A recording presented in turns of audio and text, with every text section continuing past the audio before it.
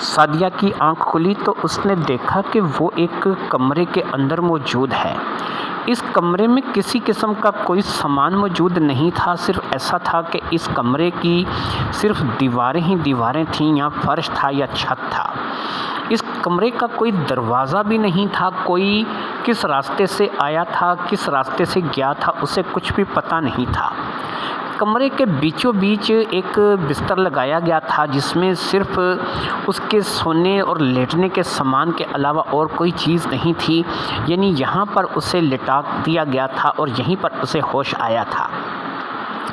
اس نے ایک چیز اور محسوس کر لی تھی، اٹھتے ساتھ ہی نہ تو اس کے منہ کو باندھا گیا تھا، نہ اس کے ہاتھوں کو باندھا گیا تھا، اور نہ ہی اس کے پیروں کو باندھا گیا تھا، یعنی ہر لحاظ سے وہ مکمل طور پر آزاد تھی۔ اس نے اٹھتے ساتھ ہی چیخنا چلانا شروع کر دیا، مختلف نام لے کر کے آوازیں دینا شروع کر دیا، لیکن سب بے سود رہا۔ کسی نے آ کر کے کوئی ایکشن نہیں لیا، کسی نے کوئی آ کر کے دروازہ نہیں کھولا، کہیں سے کسی کے آنے کی کوئی آہٹ سنائی نہیں دی۔ ایسا لگ رہا تھا کہ اس بار جس نے بھی اسے اغوا کیا ہے اس نے اس کا پکا انتظام کیا ہے۔ جیرے ماچھی والا کام اس نے نہیں کیا تھا، جیسا کہ جیرے ماچھی نے دروازہ کھولا تھا اور سعدیہ وہاں سر پہ ڈنڈا مار کر کے بھاگ آئی تھی، اور اس ڈنڈا مارنے کی وجہ سے جیرا ماچھی بھی مر گیا تھا۔ لیکن یہاں پر ایسا کچھ بھی نہیں تھا، یہاں پر باقاعدہ جو ہے وہ ایک کمرہ تھا، اور اس کمرے کا کوئی دروازہ نہیں تھا، کوئی کھڑکی نہیں تھی۔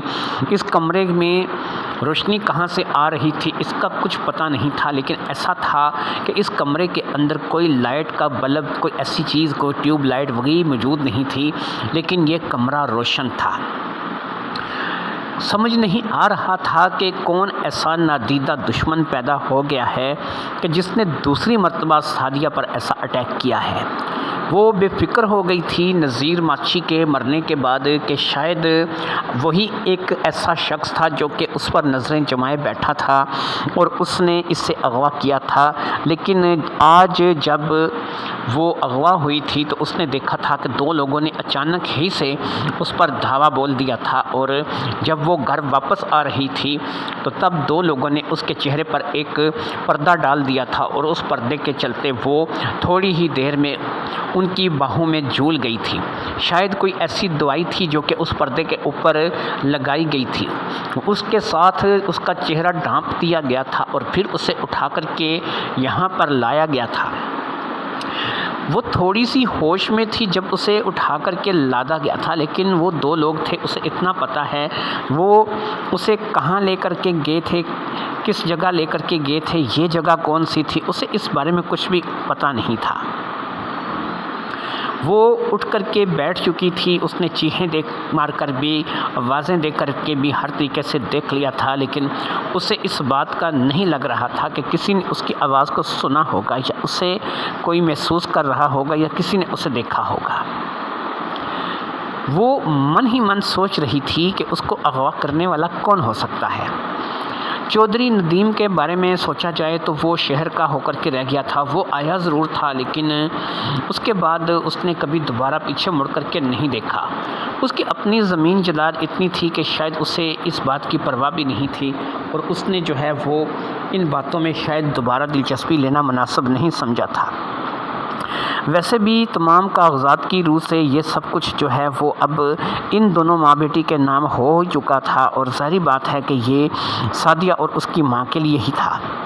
پھر یہ ہے کہ کیا ایسا افضل کر سکتا ہے جو کہ اس کا دوسرا بھائی ہے، یعنی کہ اس کی والدہ کا بیٹا جو کہ ندیم کے بعد آیا تھا، اور اسے باقاعدہ اس جائیداد سے ایک حصہ دیا گیا تھا۔ اس کی اپنی حویلی تھی، اس کے پاس اپنی زمین تھی، اس کے علاوہ بھی بہت سے معاملات تھے، اور اس میں بہت سی چیزیں جلال الدین نے اس کے لیے بھی چھوڑی تھیں۔ تو ایسے میں افضل کیسے ہو سکتا ہے؟ افضل کو تو جو ملنا تھا مل چکا تھا، اور افضل نے کبھی بھی اپنی اس زمین جائیداد میں، اس گھر میں کچھ زیادہ دلچسپی نہیں دکھائی تھی۔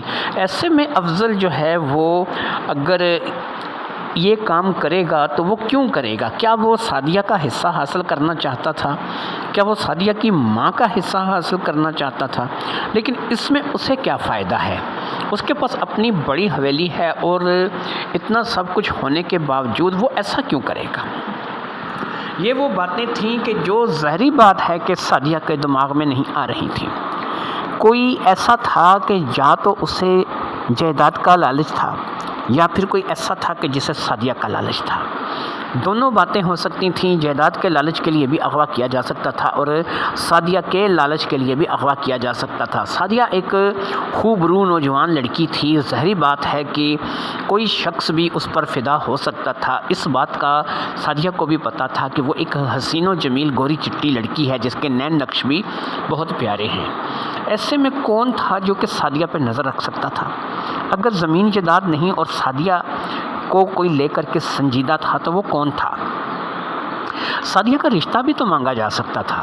ہاں، ایک چیز اور ہے، جیسا کہ جیرا ماچھی جا تھا، وہ ایک کالا کلوٹا سا 32-33 سال کا ایسا انسان تھا کہ جس کی شادی کے ہونے کے امکانات نہیں تھے۔ اب اس جیسا کوئی دوسرا ہوگا تو ظاہری بات ہے کہ چودھری رشتہ نہیں دیں گے، اور پھر ظاہری بات ہے کہ یہ فیصلہ تو سعدیہ کی ماں نے کرنا تھا۔ افضل کا تو اس فیصلے سے کوئی لینا دینا یا کوئی تعلق نہیں تھا۔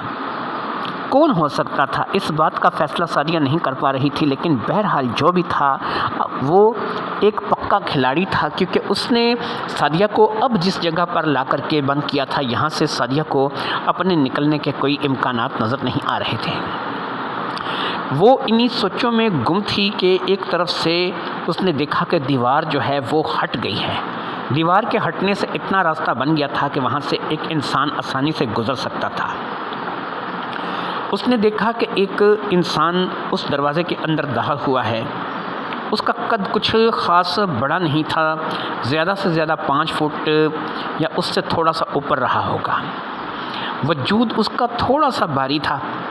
اس نے سیاہ رنگ کا لباس پہن رکھا تھا جو کہ اس کے پورے جسم پر فٹ تھا۔ چہرہ اس نے اپنا چھپا رکھا تھا، حتیٰ کہ اس نے اپنے ہاتھ اور پاؤں تک بھی چھپا رکھے تھے۔ کہیں سے بھی اس انسان کو پہچانا نہیں جا سکتا تھا۔ وہ انسان جو بھی تھا وہ اس کمرے میں آ چکا تھا۔ اس نے کچھ سامان ہاتھ میں پکڑ رکھا تھا اور ظاہری بات ہے کہ یہ کھانا تھا۔ وہ سعدیہ کے لیے کھانا لے کر کے آیا تھا۔ اس نے اس سامان کو وہاں پر رکھا اور اس سامان کو رکھنے کے بعد وہ انسان جیسے آیا تھا ویسے ہی اس دروازے سے باہر نکلا اور پھر وہ دروازہ خود بخود بند ہو گیا۔ اس دروازے کے بند ہو جانے کے بعد اب سعدیہ اس کمرے میں ایک دفعہ پھر تنہا رہ گئی تھی۔ سعدیہ کے لیے یہ سب کچھ اس قدر اچانک ہوا تھا کہ وہ اس شخص کو اس کو بلا تک نہیں سکی تھی۔ وہ تو جیسے ہی دروازہ کھلا تھا تھوڑی سہم گئی تھی، لیکن پھر وہ شخص اندر آیا۔ اس نے روٹی سالن کے لیے جو بھی سامان تھا وہ رکھا اور اس کے بعد وہ وہیں سے واپس پلٹ گیا۔ اب سعدیہ کو بھوک تو لگ رہی تھی، ظاہری بات ہے کہ روٹی اس نے کھانی تھی۔ اس کے سامنے جو ہے وہ ایک ٹفن تھا جس میں 3 خانے تھے، شاید ان تینوں خانوں میں سے ایک میں روٹی اور 2 میں کوئی سالن وغیرہ رہا ہوگا۔ اب اس کو اتنی بھوک لگ رہی تھی کہ اب اسے بھوک کا روٹی کو دیکھ کر کے باقاعدہ احساس ہوا تھا اور اس نے آگے بڑھ کے اس ٹفن کو کھول دیا تھا۔ جیسے ہی اس نے اس ٹفن کو کھولا تو اس کی پسندیدہ ماش کی دال تھی جو کہ اوپر ہی تھی، اور پھر اس کے بعد دوسرا سالن آلو اور گوشت کا تھا، اور اس کے بعد اس نے دیکھا کہ 2 روٹیاں تھیں جن کو طے کر کے وہاں پہ رکھا گیا تھا۔ کسی کو بڑے اچھے طریقے سے اس کی ڈائٹ کا پتہ تھا، اسے اس بات کا اندازہ تھا کہ اسے کیا پسند ہے کیا نہیں پسند ہے۔ ماش کی دال بھی اسے بے حد پسند تھی، آلو گوشت کا سالن بھی اسے بے حد پسند تھا، اور پھر روٹیاں بھی اس کی مرضی کے مطابق سے بنی ہوئی تھیں۔ یہ کوئی بھی تھا جو بھی تھا اس کے بارے میں بہت کچھ جانتا تھا، اسے اس کی پسند ناپسند کا پتہ تھا، اسے اس بات کا اندازہ تھا کہ یہ لڑکی کیا کھاتی ہے کیا نہیں کھاتی ہے۔ اس بات کو بھی لے کر کے سعدیہ سوچ میں پڑ گئی کہ یہ کون ہو سکتا ہے جسے یہ پتہ ہے کہ مجھے کیا پسند ہے کیا نہیں پسند ہے، میں کیا کھانا پسند کرتی ہوں کیا نہیں کھانا پسند کرتی۔ یہ وہ تمام باتیں تھیں جو کہ ظاہری بات ہے کہ سعدیہ اس وقت سوچ رہی تھی، اور ساتھ ہی ساتھ وہ کھانا بھی کھا رہی تھی۔ کھانا بالکل اس کے معیار کے مطابق تھا، اتنا ہی لذیذ تھا کہ جتنا اسے ہونا چاہیے تھا۔ کھانا کھاتے کھاتے اچانک اس کے دماغ میں ایک جھماکہ ہوا۔ وہ سمجھ گئی کہ یہ کھانا، یہ جگہ، یہ کیا ہے، اسے کس نے اغوا کیا ہے۔ اسے ساری بات سمجھ آ گئی تھی۔ اس نے اچھی طریقے سے سمجھ لیا تھا کہ اسے اغوا کرنے والا کون ہے۔ وہ حیرت زدہ اس بارے میں سوچ رہی تھی کہ ایسا بھی ہو سکتا ہے،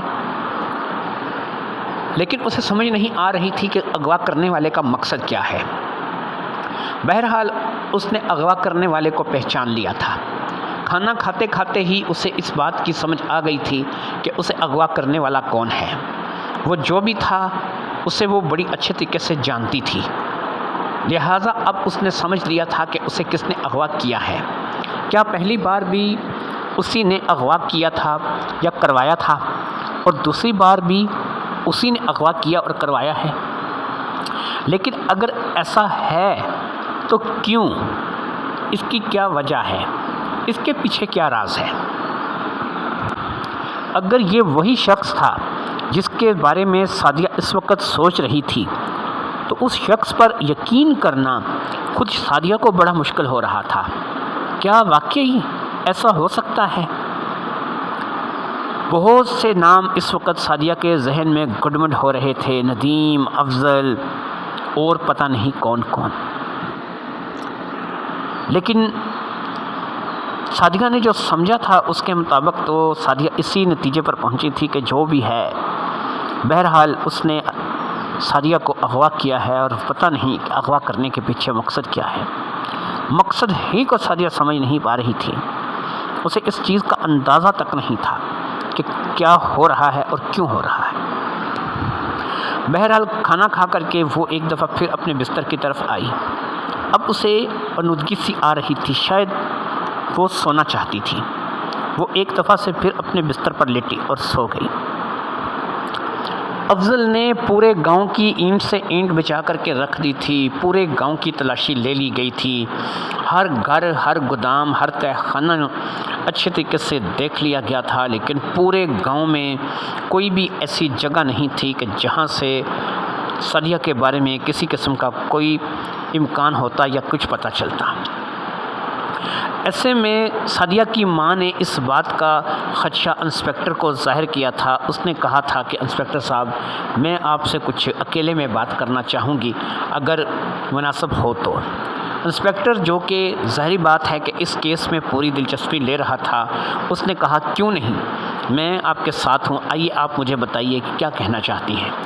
وہ انسپکٹر کو لے کر کے ایک سائڈ پہ چلی گئی۔ اس نے انسپکٹر کو کہا کہ انسپکٹر، یہاں پر آپ کو پتہ ہے کہ زمین اور جائیداد کے لیے سگے کیا سوتیلے کیا ایک دوسرے کی جان کے دشمن بن جاتے ہیں۔ مجھے کچھ شک ہے، لیکن پتہ نہیں میں اپنے شک کا اظہار کروں تو آپ اس کو کیا سے کیا رنگ دے دیں، یا ہو سکتا ہے کہ آپ کہیں کہ ایسا نہیں ہو سکتا۔ اس لیے مجھے یہ بتائیے کہ کیا میں کھل کر اپنے دل کی بات آپ سے کر سکتی ہوں۔ انسپکٹر نے کہا آپ بولیے، اگر کوئی بات سمجھ میں آئے گی تو میں ضرور آپ کو جو ہے وہ اس میں مدد کروں گا۔ ہمارا کام ہے آپ لوگوں کے کام آنا، لہٰذا آپ بے فکر ہو کہ جو بھی بات آپ کے من میں ہے وہ بیان کر سکتی ہیں۔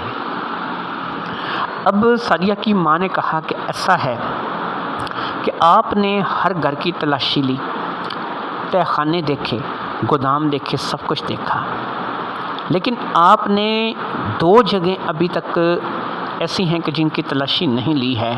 میں چاہتی ہوں کہ آپ ان 2 جگہوں کی تلاشی بھی لیں۔